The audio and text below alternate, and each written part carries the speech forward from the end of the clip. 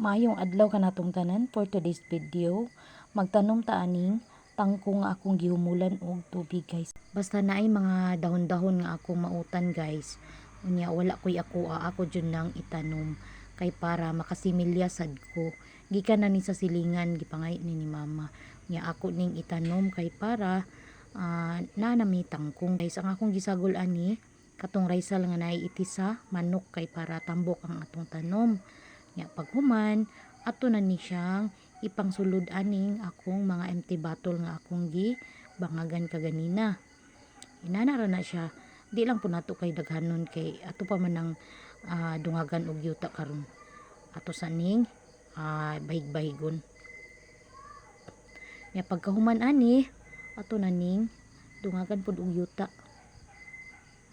Nani ra ni siya kadali, guys. Basta magkugi ra gid ka og pananom. Mangita ra gid tag paagi para makapananom ta. Kung wala kay kuan kabutangan ato ra ning ibitay. Kini ako ara man ning ibitay kay ang among area diri gamay ra sad kining sa balay sa akong ugangan. Ang dako nga area didto sa akong mama katong didto gid sa amo ang luag na ay uma sa mais. Kani akong pag-garden dinhi sa balay, guys.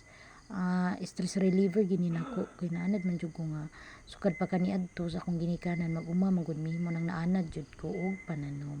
Okay na human nata og tanom, guys. Dali ra kayo ato anan ning ibitay sa butanganan nato. Namo koy kawayan nga rio. Kana akong gibutangan ng kawayan nga akong gibabag, guys. Patuganan as manok.